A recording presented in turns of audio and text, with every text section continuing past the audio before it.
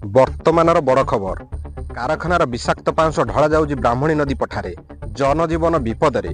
ସୂଚନା ମୁତାବକ ଯାଜପୁର ଜିଲ୍ଲା ଦାନଗଦି ବ୍ଲକ ପଙ୍କପାଳ ପଞ୍ଚାୟତର ବ୍ରାହ୍ମଣୀ ନଦୀ କୂଳରେ ନିର୍ମାଣାଧୀନ ଇଡ୍କୋ ପମ୍ପ ହାଉସ୍ ଇନଟେକ୍ ୱେଲ୍କୁ ନିର୍ମାଣ କରୁଥିବା ମାରୁତି କନଷ୍ଟ୍ରକ୍ସନ ଠିକାଦାର ଦେବବ୍ରତ ସାହୁ ନଦୀ କୂଳରେ ମାଟି ମହରମ ପରିବର୍ତ୍ତେ କାରଖାନାର ବିଷାକ୍ତ ପାଉଁଶ ଫିଲିଂ କରୁଛନ୍ତି। ଗଣମାଧ୍ୟମ ପ୍ରତିନିଧି ପ୍ରଶ୍ନ କରିବାରୁ ଏ ଦଲାଲ ଠିକାଦାର କହୁଛନ୍ତି ଯେ ପାଉଁଶ ମୁଁ ଢାଳିବି, ଯଦି ଲୋକ ମରିବା କଥା ମରନ୍ତୁ, ମୋ ଇଚ୍ଛା ଯାହା ମୁଁ ସେଇଆ କରିବି।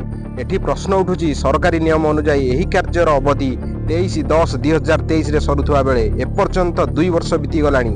ଏହା କାହା ନିର୍ଦ୍ଦେଶରେ ଆଜି ପର୍ଯ୍ୟନ୍ତ ସରୁନାହିଁ। 20 କୋଟି ଟଙ୍କାର ଏହି କାର୍ଯ୍ୟରେ କ'ଣ ଖାଲି କାରଖାନାର ବିଷାକ୍ତ ପାଉଁଶ ବ୍ୟବହାର ହେବ? ସରକାରଙ୍କୁ ବଦନାମ କରିବାକୁ ଏ ଦଲାଲ ଦେବବ୍ରତ ସାହୁର ଚକ୍ରାନ୍ତ ନୁହେଁ ତ? ମାରୁତି କନଷ୍ଟ୍ରକ୍ସନ ଇଞ୍ଜିନିୟର ମଧ୍ୟ ଗାଲୁ ମାରିବାର ସୀମା ଟପି ଯାଉଥିବା ଦେଖିବାକୁ ମିଳିଛି।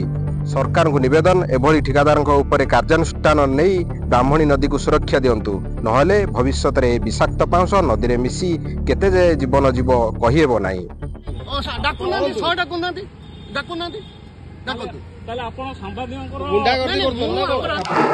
ମୁଁ ଅଛି ଏଠି ସାଇଟ୍ ଇଞ୍ଜିନିୟର ଅଛି ପ୍ରଦୀପ କୁମାର ରାଉତ। ଏଠି ଇଏ ଇଡ୍କୋର ଇନଟେକ୍ ବନୁଛି ଜାଣିଲ। ଏ जो फिलिंग ପାଇଁ जो ପାଉଁଶ ବ୍ୟବହାର କରୁଛନ୍ତି, ହଁ ଆର କ'ଣ ଅନୁମତି ଆଣିଛନ୍ତି? ହଁ ଆପଣଙ୍କୁ କିଏ କହିଛି? ନାଇଁ ନାଇଁ, ସିଏ ଆମର ଇଡ୍କୋ ବାଲାଙ୍କୁ ତମେ ପଚାରନ୍ତୁ, ସିଏ ଆମର ଯେ ମାଲିକ ଅଛନ୍ତି। ମୁଁ ଏସବୁ ବିଷୟରେ କିଛି କହିପାରିବି। ଆପଣଙ୍କୁ କିଏ ଅନୁମତି ଦେଲା? ନାଇଁ ନାଇଁ, ସିଏ ଛାଡୁ ଆସୁଛି। ଆମର ଅନୁମତି କିଏ? ହଁ, ଯିଏ ବି ଦେଇଛି ଆପଣ କାହା ନିର୍ଦ୍ଦେଶରେ ଆପଣ? ନାଇଁ ନାଇଁ, ମତେ କିଛି ପଚାରନ୍ତୁନି। ଆପଣ ଇଏ ମିଡିଆକୁ ଇଏ କରନ୍ତୁ ପ୍ଲିଜ। ତମେ ଆଙ୍କୁ କଥା କୁହନ୍ତୁ। ହଁ, ସାହୁ ବର୍ଷ ଶୁଣନ୍ତୁ, ଯାହା ବି କାହା ନିର୍ଦ୍ଦେଶରେ ଆପଣ? ସାହୁ ଦେବବ୍ରତ ସାହୁ ସେ ମାଲିକ। ହଁ ହଁ, ତାଙ୍କୁ ପଚାରନ୍ତୁ। ସିଏ ଆମେ ତ ଅଛୁ ନା ଏଠି।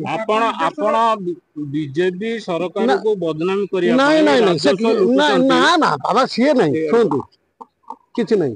ଆରେ ତମେ ରୁକ, ଛାଡ। ବ୍ୟୁରୋ ରିପୋର୍ଟ, ସ୍ୱରାଜ୍ୟ ଖବର।